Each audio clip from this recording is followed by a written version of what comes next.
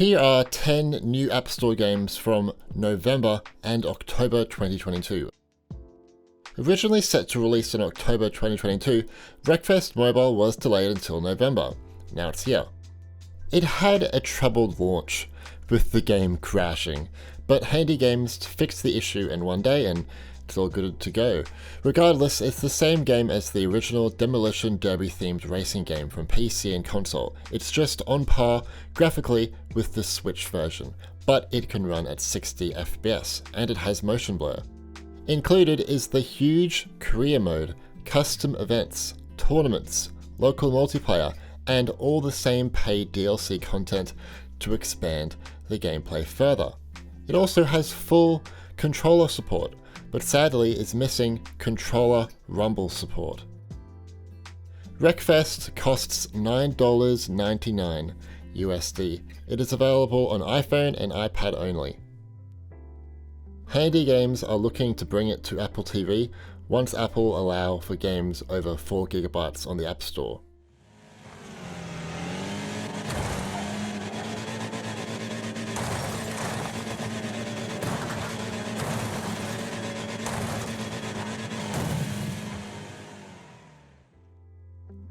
One of the biggest AAA games ever arrived on the App Store in late October, Resident Evil Village. I'm not sure if some of you will think it's misleading to put Mac-only games in these videos, but I'm just going to do it because it's still the App Store. Set a few years after the horrifying events in RE7, follow Ethan Winters as he enters a strange village to rescue his kidnapped daughter. Capcom are running the game on the ARM architecture, so it's native on Apple Silicon, and are using high-quality textures, geometry, and complex shaders on Apple Silicon. All this is thanks to Metal, and Metal effects upscaling to deliver hauntingly beautiful scenes at the highest resolution. You can expect 1080p on M1 and up to 4K on M1 Max. I hope the sales with RE8 encourage Capcom to port the RE2 and RE3 remakes to Mac and Resident Evil 7 in the future. It's by all means possible, I believe. Resident Evil Village costs $39.99 USD. Note, it is an Apple Silicon Mac exclusive and supports every M1 or M2 chipset.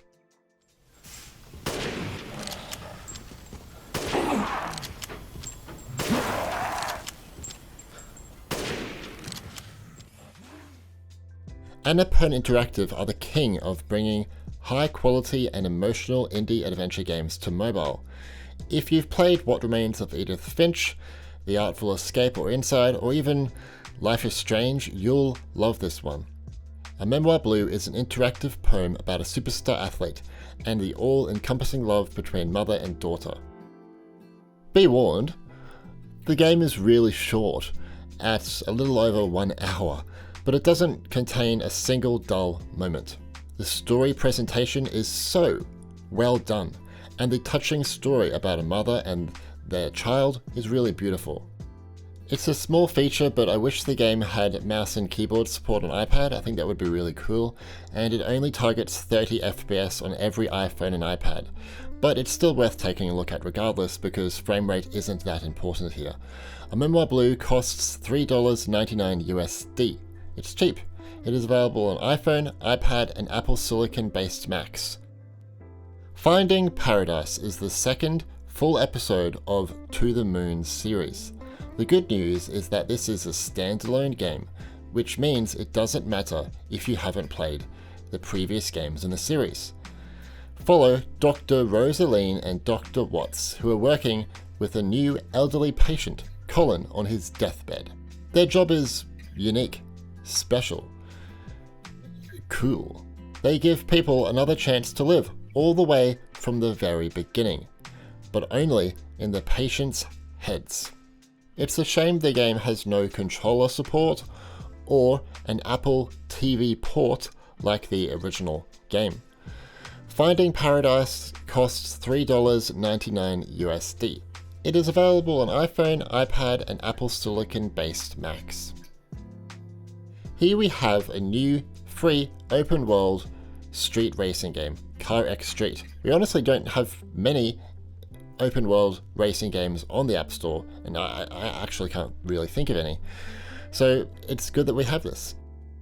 It has a lot on offer for being free. You can join clubs, defeat bosses, buy houses for your cars, fuel up your vehicles. There are different camera angles to play with. It has great car tuning for swappable parts, upgrades. You can customize just literally so many parts of vehicles, and it's awesome. And it features pretty high-end graphics. Sometimes. I wish the game wasn't capped at 30 FPS on literally everything, and it has no controller support. Boo! Boo! Being free comes with its drawbacks too. There are ads, and there are some clear paywalls. So you'll be doing a lot of grinding to make money and so on in order to, if you don't want to go through those paywalls. What I do love is that the game features many destructible items in the world. You can drive through light posts, traffic lights, fences, and signposts. CarX Street is only available on iPhone and iPad and requires a powerful device for the best experience.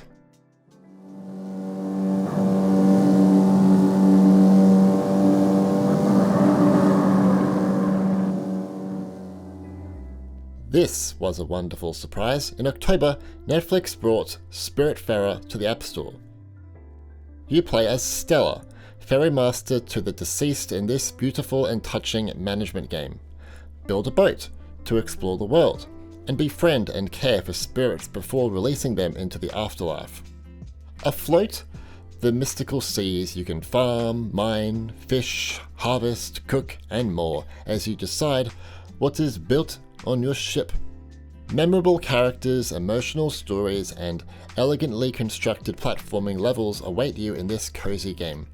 This is one of the few iOS games that I know of that has custom resolution support, actually detailing you what res is being used.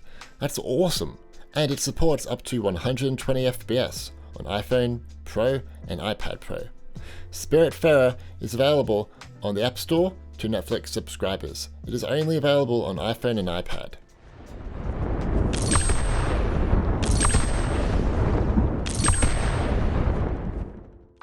Marvel Snap unleashes the complete Marvel multiverse into a fast-paced, adrenaline-pumping strategic card battler. Assemble your team from a limitless dream roster of superheroes and villains, collect endless card art, variants, and experience super-powered play, all in just 3 minutes. Usually I don't recommend free card games in this channel, but I had to make an exception for Marvel Snap. The game is true free to play. It encourages playing to improve over buying, which is wonderful. You can't buy booster packs. Daily missions offer cosmetic currencies for free, and it contains optional paid card-style cosmetics. It's super rare to have this type of monetization model on mobile, so please check it out and support this type of experience. Note, it is in early access, and some users are reporting small bugs, but I've seen nothing on my end. Marvel Snap is available on iPhone, iPad, and Apple Silicon-based Macs. Giant Software have finally brought Farming Simulator 22 to the Mac App Store. I thought this was inevitable, as they have brought most of the prior games in the series to the Mac App Store.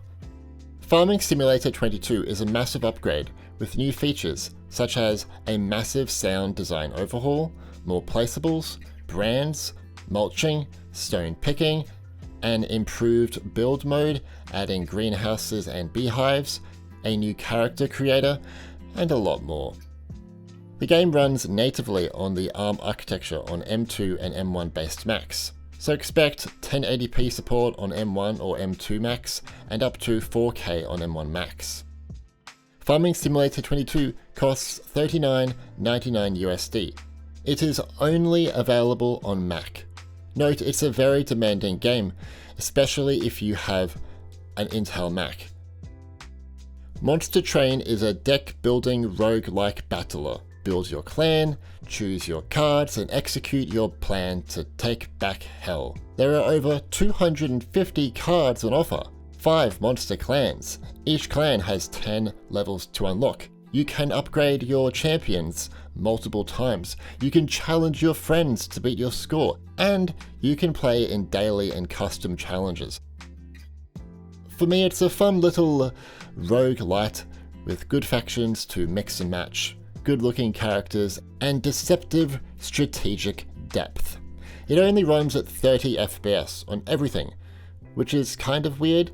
Hopefully a 60 FPS toggle can be added in a future update. Monster Train costs $9.99 USD.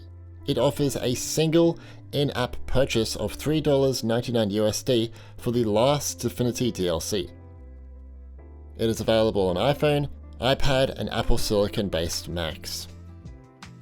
OPUS: Echo of Starsong is a wonderful visual novel-style adventure game. The story takes place in a lawless solar system during the height of a gold rush in space. Follow the exiled noble Jun and be accompanied by Ida, a witch orphaned by war. Jun and Ida will embark on a journey of self-discovery as they search for treasure-filled asteroids of legend and lore.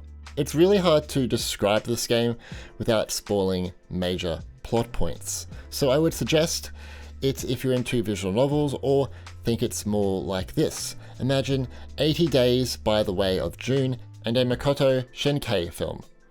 The game contains partial controller support, but it doesn't work for menu interaction, sadly. OPUS: Echo of Starsong costs $8.99 USD. It is available on iPhone, iPad, and Apple Silicon-based Macs. Note, it requires a pretty powerful device. Here are some bonus new App Store games. Feral Interactive recently brought the massive Kingdoms expansion for Total War Medieval 2 on the App Store. Kingdoms introduces the Americas, Britannia, Crusaders, and Teutonic campaigns. Each of these storied scenarios offers enormous replayability with new factions and units competing on expanded maps and a range of bespoke game mechanics in dramatic historical settings. The Past Within is the first co-op only point-and-click adventure set in the mysterious world of Rusty Lake. Xeno Command is a real-time strategy offline game fused with roguelike elements. It's like StarCraft, but for mobile. It supports 120 FPS on iPad Pro, which is awesome. It also offers a free demo. Isle of Arrows is a fusion of board game and tower defense, in which you place randomly drawn tiles to build defenses on an ever-growing piece of land. So, what do you think of these new App Store games from October and November 2022? It's a shame there are no Apple TV games this month, but overall there is a mix of AAA and high-quality indie games for all other platforms. I really thought No Man's Sky would arrive in November or late October, so we only have about 4 more weeks to see if it releases in 2022. It will be interesting to see. Anyway, leave a like if you found this video helpful, discovering new games, and subscribe and turn on notifications to stay up to date with everything Apple gaming related. My name's Stewie, and thanks for watching.